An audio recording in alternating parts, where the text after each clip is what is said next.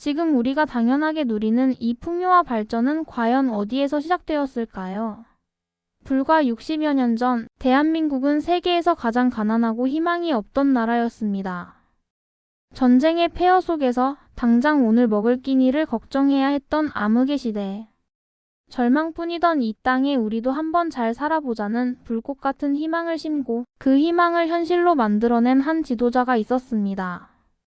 오늘 우리는 대한민국 제5대부터 9대 대통령을 지낸 박정희 대통령의 생애를 따라가며 그가 어떻게 이 나라를 기적의 반열에 올려놓았는지 그의 위대한 유산을 되돌아보고자 합니다.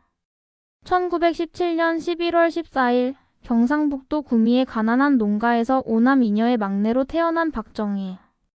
그의 유년기는 배고픔과 가난 그 자체였습니다.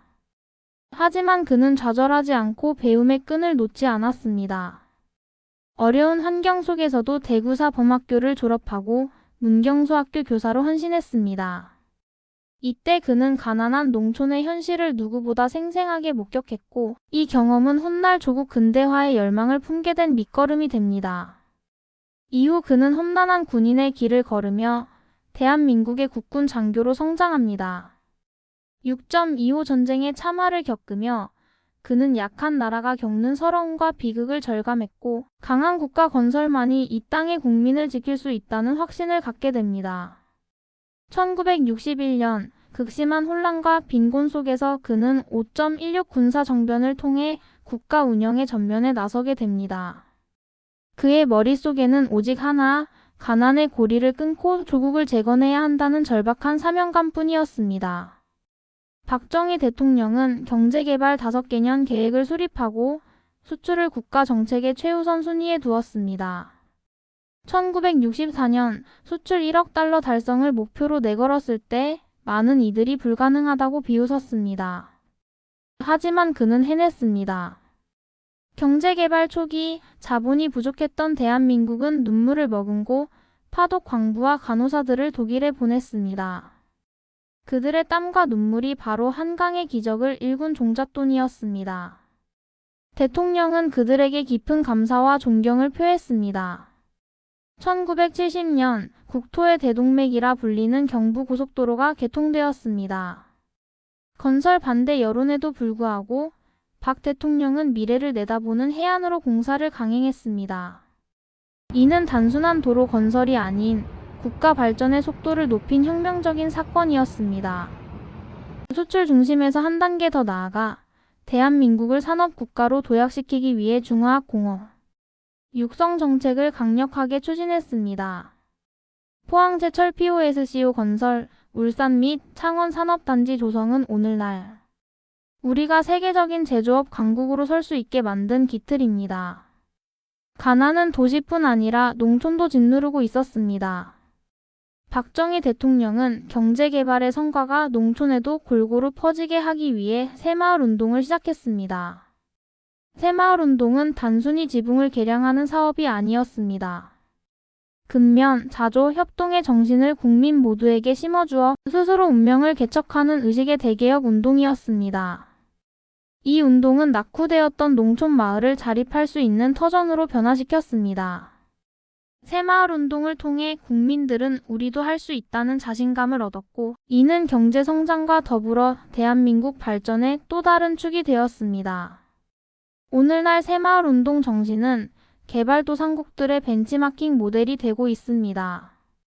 박정희 대통령은 경제적 부강뿐 아니라 외세에 의존하지 않는 강력한 국방력이야말로 진정한 독립이라는 것을 알았습니다. 그는 자주 국방을 국정의 중요한 축으로 삼았습니다. 경제개발을 통해 축적된 기술력을 바탕으로 방위 산업을 육성하기 시작했습니다. 그는 우리 손으로 무기를 만들 수 있어야 한다고 역설했습니다. 이는 대한민국의 안보를 한 단계 끌어올리는 결정적 계기가 되었습니다. 박정희 시대의 18년은 절망적인 가난 속에서 경제, 사회, 국방 모든 면에서 대한민국의 기틀을 닦고 선진국 진입의 초석을 다진 위대한 도약의 시대였습니다. 쉼없이 달려온 지도자의 길에서 그는 가장 큰 시련을 맞이합니다. 1974년 국민의 어머니였던 윤영수 여사가 흉탄에 서거하는 비극을 겪습니다. 국민 모두가 슬픔에 잠겼고 대통령은 고독한 책임감을 안고 국정을 이끌어야 했습니다.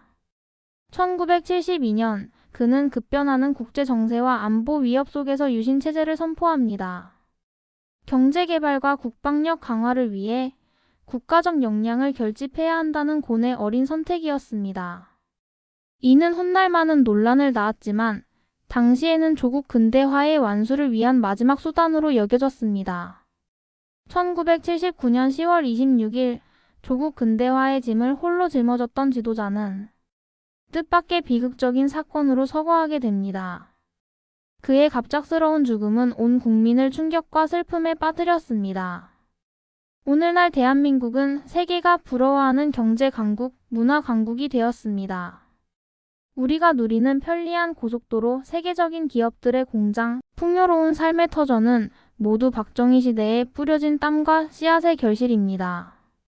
그는 가난을 숙명으로 여기지 않고 국민들을 깨우쳐 할 수 있다는 자신감을 심어준 지도자였습니다. 그의 강력한 리더십과 헌신적인 열정은 대한민국의 역사를 완전히 바꾸어 놓았습니다. 그는 우리에게 조국 근대화라는 위대한 유산을 남겼습니다. 우리는 그의 시대에 있었던 역사적 과오에 대한 논란을 기억해야 하지만 동시에 이 땅의 국민들이 배고픔에서 벗어나게 해준 위대한 공적을 결코 잊어서는 안 됩니다. 잘 살아보세라는 그의 정신, 멈추지 않는 근면함과 협동의 정신은 오늘을 살아가는 우리 국민들이 계속해서 이어가야 할 가장 중요한 유산입니다. 우리는 그가 이룬 기적의 토대 위에 서 있습니다. 이제는 이 위대한 정신을 계승하여 더욱 자랑스러운 미래의 대한민국을 만들어가야 할 때입니다.